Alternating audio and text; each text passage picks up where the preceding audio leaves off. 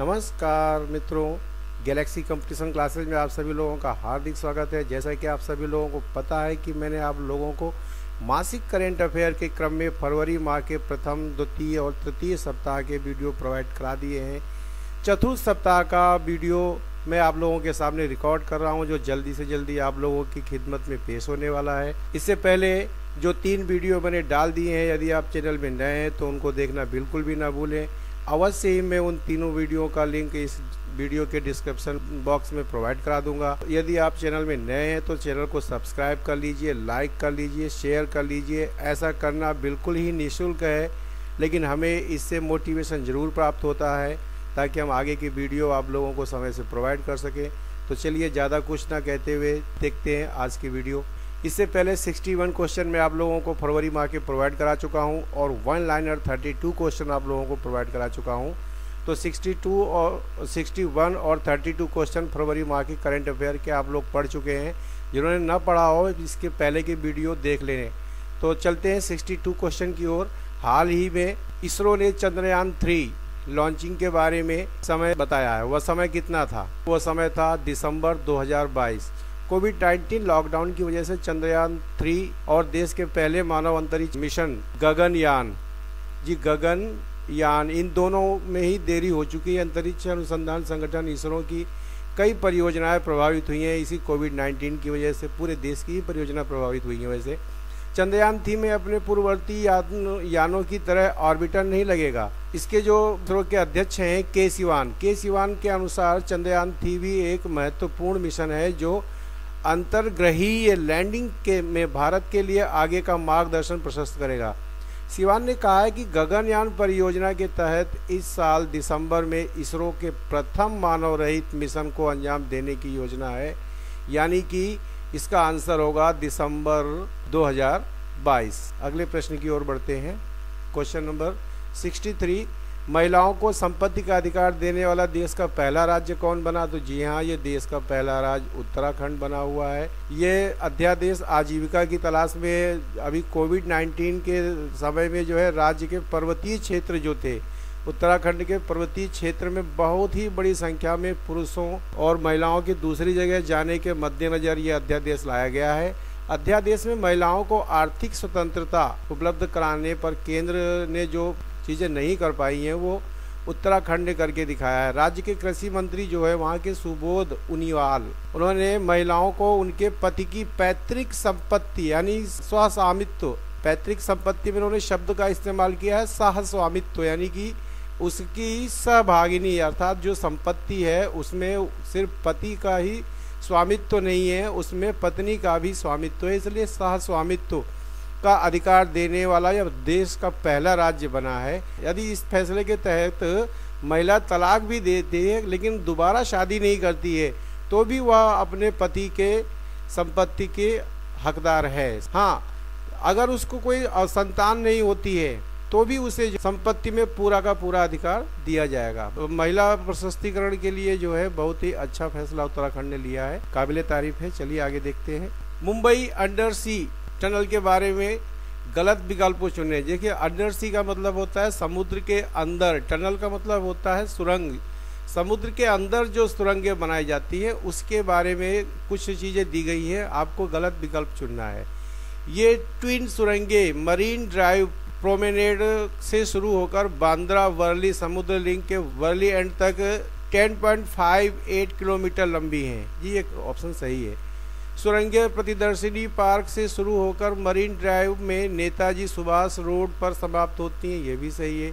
मुंबई शहर में ये अंडर सी टनल्स समुद्र तल से 20 मीटर नीचे हैं, ये भी सही है। इन सुरंगों के अंदर खतरनाक गैसों की समस्या को हल करने के लिए हरी वनस्पति के पौधे लगाए जाएंगे। जी, यही गलत है। हरी वनस्पति के पौधे लगाने से इसके अंदर खतरनाक गैसों की समस्या का समाधान नहीं होगा। तो इसके लिए इन्होंने सैकार्डो नामक एक वेल्टिनेशन सिस्टम का प्रयोग किया है। जी हाँ, सैकार्डो नामक वेल्टिनेशन सिस्टम का प्रयोग किया है। क्वेश्चन नंबर 65 की बात करते हैं।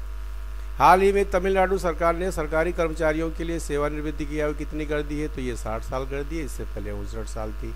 Question number 66, Dada Saheb Phalke international film festival award 2021 के विजेताओं की लिस्ट घोषित की गई है। इसमें बेस्ट क्रिटिक्स अभिनेता से किसे सम्मानित किया गया है। क्वेश्चन से आंसर देने से पहले ही आपने तस्वीर देख लिया होगा और ये बहुत ही कंट्रोवर्सी केस भी रहा है। जी हाँ, इनका नाम है सुशांत सिंह राजपूत। दादा साहब फाल्के पुरस्कार की बात करते हैं तो भारत की तरफ से यह दिया जाने वाला एक वार्षिक पुरस्कार है। यह पुरस्कार किसी व्यक्ति विशेष को भारतीय सिनेमा में उसके आजीवन योगदान के लिए दिया जाता है। इस पुरस्कार की शुरुआत दादा साहब फाल्के के जन्मदिन पर साल 1969 में की गई थी। जी हाँ, यह पुरस्कार पहली बार अभिनेत्री देविका रानी को प्रदान किया गया था। और अगर हम अभिनेता की बात करते हैं तो दूसरे साल आपके पृथ्वीराज कपूर को यह पुरस्कार दिया गया था। राष्ट्रीय फिल्म पुरस्कार के लिए आयोजित समारोह में प्रदान किया जाने वाला अगर धन की बात करते हैं तो इसमें 10 लाख रुपये है। लेटेस्ट की बात करते हैं तो 10 लाख रुपया और एक स्वर्ण कमल दिया जाता है। अब ये किसके नाम भी दिया जाता है, ये दादा साहब फाल्के थे कौन, इनके बारे में संक्षिप्त जानकारी ले लेते हैं। इनका पूरा नाम था धुंडीराज गोविंद फाल्के। जी हाँ, 30 अप्रैल 1870। जी हाँ, यह ब्रिटिश कालीन की बात कर रहा हूँ मैं। 30 अप्रैल 1870 में जो है इनका त्रयंबक नामक जगह पर बॉम्बे प्रेसिडेंसी में इनका जन्म हुआ था। ब्रिटिश भारत में, उस समय के भारत को हम कह सकते हैं, ब्रिटिश भारत में इनका जन्म हुआ था और इनकी मृत्यु भी ब्रिटिश भारत में हुई थी 16 फरवरी 1944। जी हाँ, 1944 में इनकी मृत्यु हुई थी। 47 में हमारा देश आज़ाद हुआ था, उससे पहले ही इनकी मृत्यु हो गई थी। जब इनकी मृत्यु हुई थी ये 73 साल के थे। फिल्म उद्योग का पितामह भी इनको इसीलिए कहा जाता है।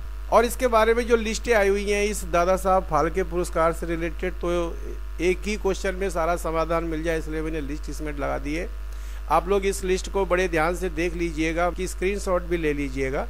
तो इसमें जो मेन है वो मैं पढ़े दे रहा हूँ। बेस्ट फिल्म अवार्ड जो है तानाजी अनसंग वॉरियर को मिला हुआ है। बेस्ट डायरेक्टर जो है अनुराग बसु लूडो के लिए मिला हुआ है। बेस्ट एक्टर तो आपके हैं ही अक्षय कुमार, लक्ष्मी फिल्म जी देखने लायक फिल्म है, इसके लिए मिला हुआ है। बेस्ट एक्ट्रेस की बात करें तो वही दीपिका पादुकोण ये वही है जिनको ब्रांड एम्बेसडर बनाया गया था। मैंने अभी पिछली वीडियो में इनके बारे में चर्चा की थी। और क्रिटिक्स बेस्ट एक्टर ये अभी मैंने आपको बताया है, सुशांत सिंह राजपूत को दिया गया है दिल बेचारा के लिए। बेस्ट एक्टर स्पार्किंग रोल के लिए विक्रांत मैसी छपाक के लिए दिया गया है। बेस्ट एक्ट्रेस स्पार्किंग रोल के लिए जो है राधिका मदान अंग्रेजी मीडियम के लिए दिया गया है। बेस्ट एक्टर कॉमिक रोल के लिए कुणाल खेमू लूट केस के लिए दिया गया है। जी हाँ, कुणाल खेमू को दिया गया है कॉमिक रोल के लिए। बेस्ट वेब सीरीज स्कैम 1992, ये इंपॉर्टेंट है, याद रखिएगा। वेब सीरीज स्कैम 1992 के लिए दिया गया है। बेस्ट एक्टर वेब सीरीज के लिए बॉबी देओल आश्रम बाबाजी लाएंगे क्रांति, आपने उसका गाना सुना होगा। जी हाँ, best actress web series Sushmita Sen Arya के लिए मिला है। TV series of the year Kundali Bhagya के लिए दिया गया है। और performer of the year Nora Fatehi को दिया गया है। बाकी जो इसमें छूट गए हैं आप लोग इसको में स्क्रीनशॉट ले लीजिएगा। 3 इसमें और रह गए थे, ये भी देख सकते हैं आप। इसमें तीनों इम्पोर्टेंट तो नहीं है, लेकिन ये अदनान सामी आपके इम्पोर्टेंट नज़र आ रहे हैं। ये पाकिस्तान से भारत आए हुए थे और इन्होंने भारत की नागरिकता ग्रहण की थी। तो outstanding contributions in music industry के लिए अदनान सामी को दिया गया है। फिर उसके बाद में 67 क्वेश्चन की बात करते हैं। दुनिया के सबसे बड़े क्रिकेट ग्राउंड, दुनिया का जो सबसे बड़ा क्रिकेट ग्राउंड था, ये मोटेरा नाम का पहले से ही क्रिकेट ग्राउंड था, जिसको बहुत बड़ा बना दिया गया है। और राष्ट्रपति रामनाथ कोविंद ने 24 फरवरी नए सिरे से तैयार किया गया मोटेरा स्टेडियम का उद्घाटन किया। यह दुनिया का सबसे बड़ा और अत्याधुनिक क्रिकेट स्टेडियम है। इस स्टेडियम का नाम अब नरेंद्र मोदी स्टेडियम कर दिया गया है। इस स्टेडियम में एक साथ लिखित में 1,10,000 लोगों को बैठने की व्यवस्था है। इससे पहले जो दुनिया का नंबर 1 का जो स्टेडियम था उसकी बात करें तो वो ऑस्ट्रेलिया में ईडन गार्डन स्टेडियम था। उसके बाद में अब वो दूसरे नंबर पर हो गया, उसमें 1 लाख लोगों के बैठने की क्षमता थी। इसमें कहीं पर किसी अखबार वालों ने 1,35,000 भी छापा है, तो कहीं पर 1,10,000 दिया हुआ है। तो जो भी सही है आप लोग देख लीजिएगा। मध्य प्रदेश के मुख्यमंत्री शिवराज सिंह चौहान ने मध्य प्रदेश होशंगाबाद शहर का नाम बदल कर क्या रखने की, नर्मदा, ये वन लाइनर में मैं इसको लास्ट वीडियो में बता चुका हूँ, नर्मदापुरम रखने की बात कही है। अगला क्वेश्चन की ओर बढ़ते हैं। क्वेश्चन नंबर 70 की अगर हम बात करते हैं, निम्न में से किस देश ने भारत समेत दुनिया के पेशेवर लोगों के लिए ग्रीन कार्ड पर लगी रोक हटा दी गई है? जी हाँ, ये ग्रीन कार्ड पर रोक अमेरिका के पूर्व राष्ट्रपति कह सकते हो डोनाल्ड ट्रंप ने रोक लगाई थी, जिसको अब ये रोक हटा दी गई है। और ये समय अमेरिका के जो राष्ट्रपति हैं जो बाइडन, उन्होंने ये रोक हटाई है। 71 क्वेश्चन की बात करते हैं, किस देश के तेज गेंदबाज धम्मिका प्रसाद, जी नाम से ही आप आइडिया लगा सकते हो, अंतर्राष्ट्रीय क्रिकेट से संन्यास लेने की घोषणा की है। धम्मिका प्रसाद आपके श्रीलंका के हैं, श्रीलंका के तेज गेंदबाज हैं ये। धम्मिका प्रसाद ने अंतर्राष्ट्रीय क्रिकेट से संन्यास की घोषणा इसलिए की, उन्होंने अंतिम टेस्ट मैच वेस्ट इंडीज के खिलाफ अक्टूबर 2015 में खेला था। चलिए अगला क्वेश्चन देखते हैं। विश्व पैगोलिन दिवस, वर्ल्ड पैगोलिन डे निम्न में से किस दिन मनाया जाता है? इंपॉर्टेंट क्वेश्चन है, पर्यावरण से रिलेटेड है, इसलिए फरवरी के तीसरे शनिवार को मनाया जाता है। विश्व पैगोलिन दिवस, वर्ल्ड पैगोलिन फरवरी के तीसरे सप्ताह को साल 2021, मतलब साल 2021 में तो ये मनाया जा रहा है। 20 फरवरी 2020 को जो है वार्षिक विश्व पैगोलिन दिवस मनाया गया था। इस दिन का उद्देश्य था अद्वितीय स्तनधारी के बारे में जागरूकता बढ़ाना। जी हाँ, पैगोलिन स्तनधारी है, इसके बारे में जागरूकता बढ़ाना और संरक्षण प्रयासों को तेज करना। एशिया और अफ्रीका में पैगोलिन की संख्या आजकल बहुत ही तेजी से घट रही है, यानी कि विलुप्त प्राय प्राणी होने की कगार पर है। बहुत जल्दी अगर यही कंडीशन रही तो आने वाले समय में ये रेड डाटा में शामिल हो जाएंगे, या रेड बुक में इनका नाम भी शामिल हो सकता है। अगले प्रश्न की ओर बढ़ते हैं, प्रश्न नंबर 73 की ओर। हाल ही में किस देश ने महिलाओं के लिए सशस्त्र बल में प्रवेश की अनुमति दी है? ये आपको पता है, असम में आपने पढ़ा था, ठीक है ना। सशस्त्र बलों में महिला कमांडोज को एंट्री करने की अनुमति दी गई थी। अब देश की अगर बात करते हैं तो सऊदी अरब ने सशस्त्र बलों की अनुमति दी है। सऊदी अरब ने महिलाओं के लिए सशस्त्र बल में प्रवेश की अनुमति, महिलाओं को अब सिपाही, लॉन्स कारपोरल, सार्जेंट और स्टाफ सार्जेंट के रूप में भर्ती किया जाना स्वीकार किया है। सरकार ने महिला आवेदकों के लिए कुछ अतिरिक्त मानदंड भी जोड़े हैं। इस कदम का उद्देश्य देश में महिला अधिकारों को बढ़ावा देना ही सबसे ज़्यादा प्रतीत होता है। क्वेश्चन नंबर 74 की बात करते हैं। निम्न में से किसे पीपुल्स डेमोक्रेटिक पार्टी यानी पीडीपी के अध्यक्ष के पद में लगातार 5वीं बार नियुक्त किया गया है? तो ये आपकी महबूबा मुफ्ती हैं। जी महबूबा मुफ्ती हैं, ये तो इन लोगों के यहाँ परिवार में शुरू से ही चला आ रहा है, जैसे कांग्रेस में हमेशा इनके परिवार के लोग ही चुने जाते हैं, वैसे महबूबा मुफ्ती के पिताजी भी पहले जो है मुख्यमंत्री थे, उसके बाद में उन्हीं की धरोहर को आगे बढ़ाते हुए महबूबा मुफ्ती मुख्यमंत्री बनी थी और पार्टी के अध्यक्ष भी लगातार 5वीं बार इन्हीं को चुना गया है। ये डेमोक्रेटिक पार्टी पीडीपी जो है 1998 में गठित की गई थी। इसी के साथ वीडियो ये समाप्त होती है।